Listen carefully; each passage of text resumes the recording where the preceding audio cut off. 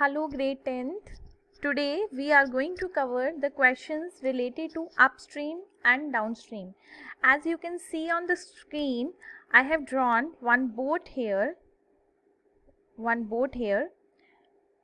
So students, and this is the stream. This black color curves are expressing the stream, water stream, right? Now see, the speed of boat, जो boat की speed मैंने ली है x kilometre per our, और speed of stream मतलब water की जो speed है, water आपको पता है ना वहाँ पर फ्लो होता है, जो भी आप रिवर है, ओशन है, वहाँ पर वाटर में करंट होता है, मीन्स वाटर फ्लो करता है, चाहे वो किसी भी डायरेक्शन में फ्लो करे, उससे हमें अभी उस टाइप से हमारे क्वेश्चंस नहीं हैं, हमने जस्ट ये देखना है कि वाटर फ्लो कर रहा है या नहीं। तो जो आपके क्वेश्चंस हैं वहाँ पर वाटर फ्लो करेगा, राइट? तो यहाँ पर देखो जो स्ट्रीम स्पीड ऑफ बोट है x किलोमीटर पर आवर, तो जो ये जो पानी है इसकी भी अपनी कोई ना कोई स्पीड होगी, तो उसकी स्पीड हमने ली है y किलोमीटर पर आवर। अब देखो हमारा जो क्वेश्चन है, क्वेश्चन रिलेटेड टू है हमारा, सबसे पहले हम लेंगे यहाँ पर अपस्ट्रीम या डाउनस्ट्रीम ले लेते हैं, downstream. Now what is the meaning of downstream?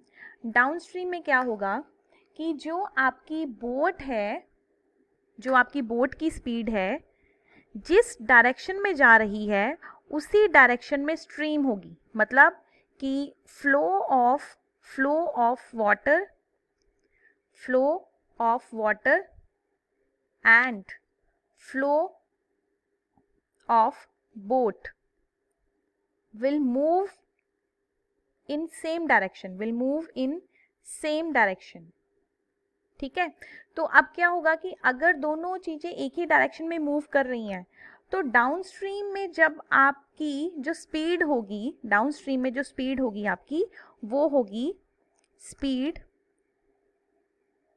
In downstream, क्योंकि आप एक ही डायरेक्शन में मूव कर रहे हो, आपकी बोट उसी डायरेक्शन में मूव कर रही है जिस डायरेक्शन में पानी मूव कर रहा है, राइट? तो उससे क्या होगा कि आपकी जो स्पीड में कोई हर्डल नहीं आएगी, कोई रुकावट नहीं आएगी, तो आपकी जो बोट है बहुत स्मूथली मूव करेगी। उससे क्या होगा कि जो पानी की स्पीड है वो भी आपकी बोट को मूव करने में हेल्प करेगी। अब देखो सपोज अगर कोई इलेक्ट्रिक बोट नहीं है, अगर सिंपल बोट है और आप उसको पानी में खड़ा कर रहे हो, तो अपने आप चलने लग जाती है ना। वो कैसे चलती है? क्योंकि उसमें पानी के बहाव से वो बोट चलती है, वहाँ पर स्पीड ऑफ स्ट्रीम मैटर करती है।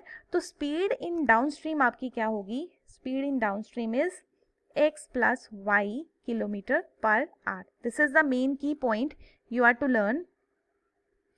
Downstream speed in the downstream is x plus y kilometer per hour.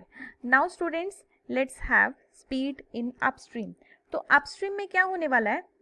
Upstream में क्या होगा कि जिस डायरेक्शन में बोट मूव कर रही है और आपका जो स्ट्रीम की डायरेक्शन ऑपोजिट होगी, ठीक है? अगर बोट इस साइड में मूव कर रही है तो स्ट्रीम, पानी का जो बहाव है वो ऑपोजिट साइड में होगा। ऑब्वियस है आपकी जो स्पीड में हर्डल्स पैदा होंगी, तो यहाँ पर ऐसी जो हम स्पीड को बोलते हैं स्पीड इन अपस्ट्रीम, ऐसी सिचुएशंस को हम बोलते हैं स्पीड इन अपस्ट्रीम। तो अपस्ट्रीम्स में क्या होगा कि ये जो बोट की स्पीड में हर्डल पैदा करेगी, ठीक है? तो बोट की जितनी भी स्पीड होगी उसको ये कम कर देगी। कौन कम करेगी? स्ट्रीम, स्पीड ऑफ स्ट्रीम, मतलब स्पीड इन अपस्ट्रीम होगी आपकी x minus y kilometer per hour. So this is the 2 points you are to learn, upstream and downstream, right? Upstream and downstream. So let's have its questions now.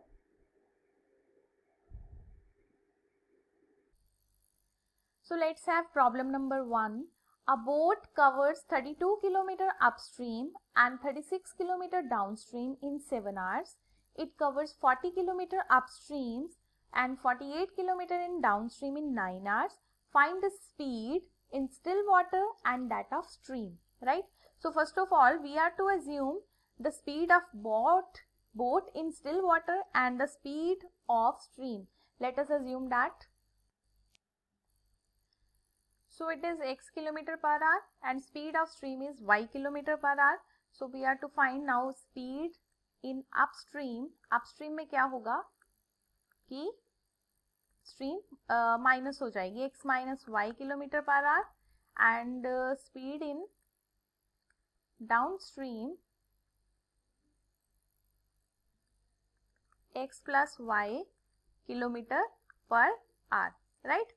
तो अब हमें क्या दिया हुआ है कि एक बोट ने अपस्ट्रीम में 32 किलोमीटर कवर किया और डाउनस्ट्रीम में उसने कवर किया 36 किलोमीटर इन 7 आवर्स, राइट. तो हमें टाइम गिवन है और टाइम किसके इक्वल है, time equals to distance upon speed. Time equals to distance upon speed. तो टाइम उसको लगा 7 आवर और डिस्टेंस उसने कितना कवर किया, let us see once again. Distance उसने कवर किया 32 kilometre in upstream and 36 kilometre in downstream. तो 32 किलोमीटर मतलब distance 32 kilometre in upstream. Upstream means speed. Speed आपकी कितनी है, x minus y, and 36 kilometre in downstream means 36 upon x plus y. So this is your equation number 1. This is equation number 1. अब हम second situation पर चलेंगे. Second situation में क्या हुआ कि जो आपकी डिस्टेंस कवर किया गया वो है 40 kilometre per upstream. Again time equals to distance upon speed, और यहाँ पर जो टाइम लगा है वो 9 आवर्स लगा है. 40 किलोमीटर कवर किए गए अपस्ट्रीम में और 48 किलोमीटर कवर किए गए हैं डाउनस्ट्रीम में, means x plus y. So this is your second equation. Now question is we are to solve these equations. So students, we are to reduce these equation. Solve करने के लिए ऐसे आप direct कर नहीं पाओगे, तो मैं यहाँ पर 1 अपॉन एक्स माइनस वाई को पुट कर रही हूँ a और 1 अपॉन एक्स प्लस वाई को हम पुट कर रहे हैं b. Put 1 upon x minus y equals to a, 1 upon x plus y equals to b. So equations become, तो देखो ये क्या बन जाएंगी equations. 7 equals to 32a plus 36b and the second equation will be 9 equals to 40a plus 48b, right. तो थोड़ा सा lengthy question है बिकॉज जो कांस्टेंट है वो काफ़ी बड़े बड़े हमें गिवन है. तो अब हमें इनको सॉल्व करना है इन इक्वेशंस को.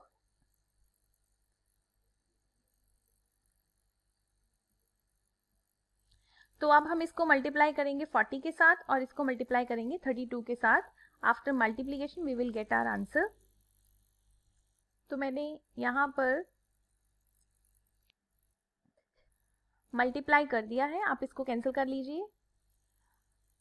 1536 minus 1440, answer will be 96 minus 96 b equals to, और यहाँ पर हमें मिलेगा -8, then b equals to 8 upon 96.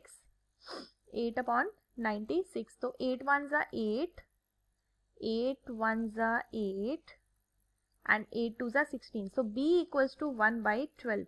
b equals to 1/12. अब हम वैल्यू निकालेंगे a की, ठीक है. So let's find the value of a. After let take any one of the equation. यहाँ पर आप a पुट कर दीजिए, सॉरी b को पुट कर दीजिए. 1/12 equals to 7, 3, 32a equals to 4, a equals to 1/8. तो यहाँ पर हमें a और b की वैल्यूज मिल गई हैं 1/8 and 1/12.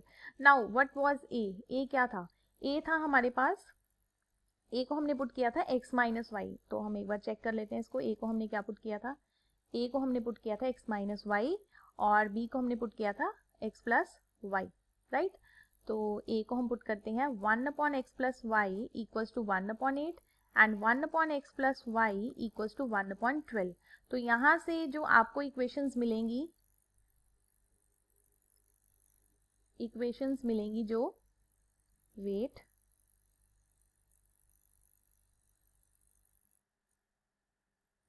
Equations will be x minus y equals to 8 and x plus y equals to 12 after taking reciprocal. तो अगर आप इसको सॉल्व करते हो again you will get 2x equals to 20, x equals to 10.